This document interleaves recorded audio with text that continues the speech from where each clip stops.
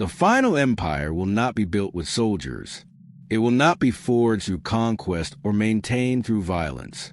It will emerge quietly through infrastructure so mundane, so essential, so woven into daily life that resistance becomes indistinguishable from self-destruction.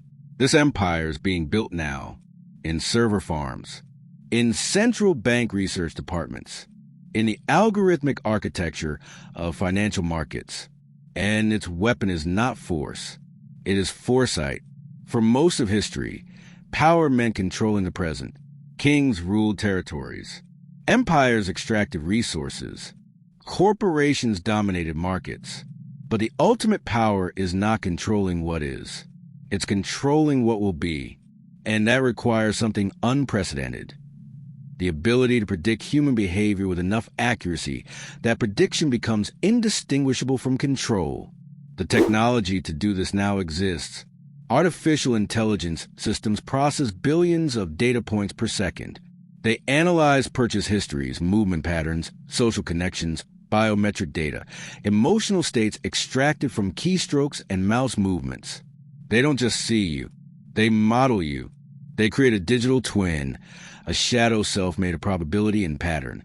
And they run that shadow forward in time, testing thousands of futures until they find the one most likely to occur. This is not science fiction. This is how high-frequency trading works, how targeted advertising works, how credit scores work, how insurance premiums are calculated. The system already predicts you. The only question is, how far will it go? The answer arrived quietly, without fanfare, in a series of white papers published by central banks around the world. Central bank digital currencies, CBDCs, money reimagined, not as physical tokens or even bank balances, but as programmable code directly controlled by monetary authorities. And with that reimagining, something fundamental changed. Money was no longer just a tool. It became a surveillance device, an enforcement mechanism, a leash. Central bank digital currencies are sold as convenience, efficiency, security, and they're those things. But they are also something else. Total financial visibility. Every transaction, every purchase, every transfer, all recorded in real time on a ledger controlled by central authorities. There is no cache, no anonymity, no way to transact outside the system. But visibility is only the first layer. The true power of CBDCs lies in programmability. Unlike physical cash, which is neutral, inert, value agnostic, digital currency can be coded with rules, expiration dates, geographic restrictions, conditional transfers, behavioral requirements.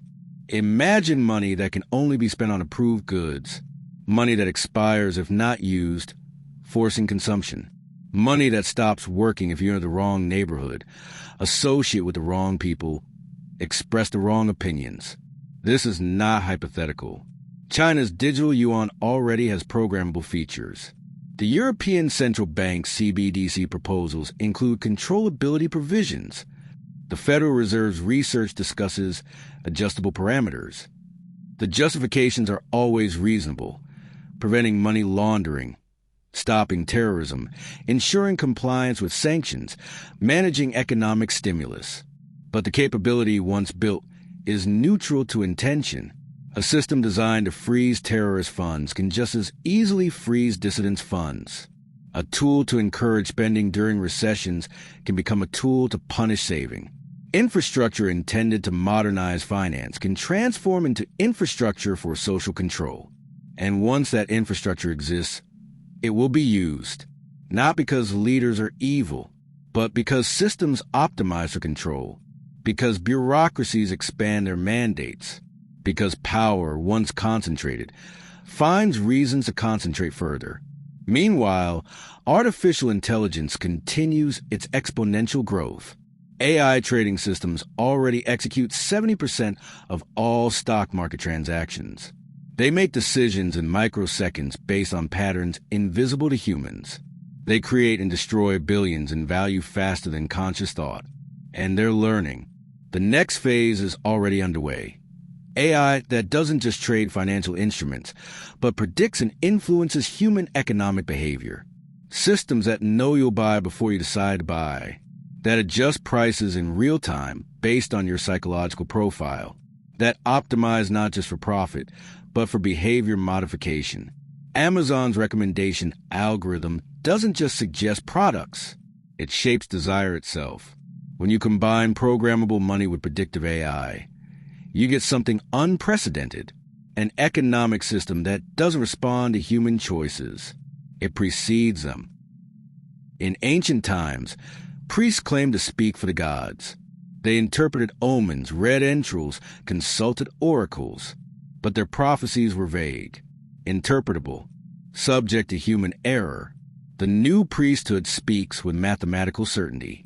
They don't interpret data. They are data. And data, properly analyzed, reveals patterns that approach prophecy. Every aspect of modern life generates data, exhaust. Your phone knows where you go, who you meet, how long you stay. Your car knows how fast you drive, which routes you prefer when you're tired. Your smart home knows your sleep patterns, your energy use, your habits. Wearable devices monitor your heart rate, stress levels, exercise intensity. Social media platforms track your emotional states through linguistic analysis. Financial apps know your spending psychology better than you do. All of this data flows upward, into servers, into AI training sets, into predictive models. And these models are remarkably accurate. They can predict divorce before couples know they're unhappy. They can identify medical conditions before symptoms appear. They can forecast purchases, career changes, criminal behavior, political preferences, emotional breakdowns. The question is not whether this technology works. It does. The question is, what happens when predictive accuracy crosses a threshold where it becomes prescriptive? When insurance companies can predict your health with such precision that they deny coverage before you get sick? When employers can predict your productivity trajectory and fire you preemptively? When banks can forecast your future solvency and refuse loans based on algorithmic prophecy? This is already happening. Credit scores are predictive models that create self-fulfilling prophecies. Deny someone credit because the algorithm says they're risky, and you ensure they become risky. Predictive policing algorithms create feedback loops. Patrol neighborhoods the algorithm flags as high crime. Find more crime there.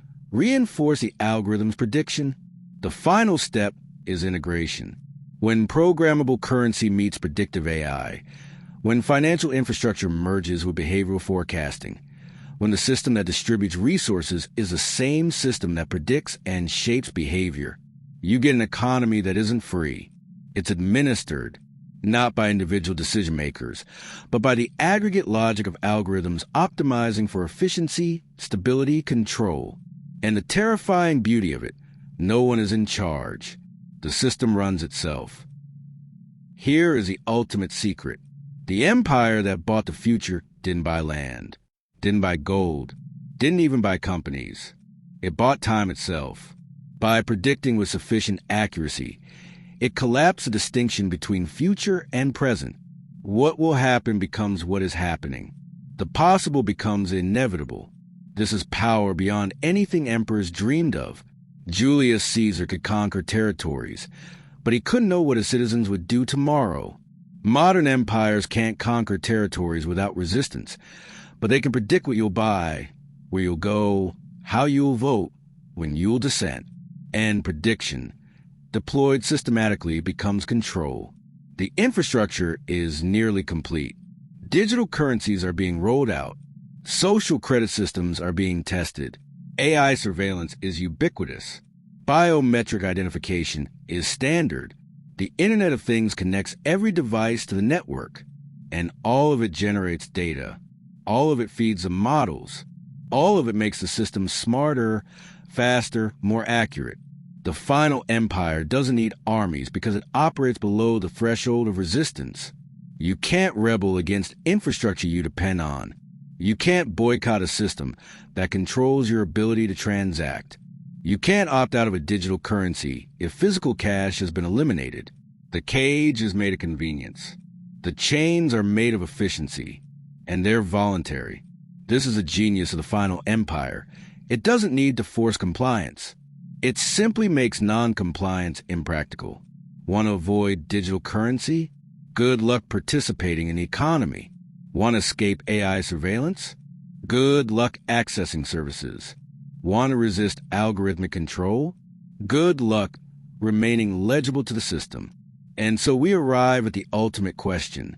If the system can predict your behavior with 99% accuracy, are you still free? If your choices were always going to happen, predetermined by a trillion data points processed fast in thought, did you ever really choose?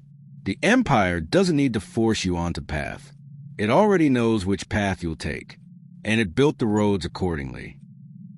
We stand at the threshold of an age where power is no longer visible, not hidden, not secret, simply distributed into systems so fundamental, so integrated, so essential that they become indistinguishable from reality itself. The empire that bought the future doesn't rule through fear. It rules through inevitability. It doesn't threaten. It predicts. And prediction, when accurate enough, becomes indistinguishable from command. This is the final evolution of capital. Not wealth accumulation, but temporal sovereignty. The ability to own the future by forecasting it with such precision that alternatives cease to exist. Some call this dystopia. Others call it efficiency. The system calls it nothing. Because the system doesn't have opinions. It only has outputs. And the output, increasingly, is a world where every action is predicted, every choice is channeled, every possibility is priced and purchased before it can manifest. The lords of silence built the infrastructure. The algorithm became the administrator. And the final empire emerged not through conquest, but through architecture. You are free to choose. The system already knows what you'll choose, and it prepared accordingly. This is not the end of history. This is the end of surprise. The final empire doesn't conquer the future. It simply arrived there first. And when you get there, it will be waiting. The empire that bought the future doesn't need to conquer you.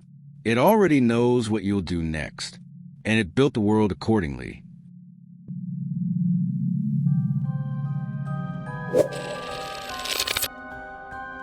If you've made it this far, you're no longer a spectator.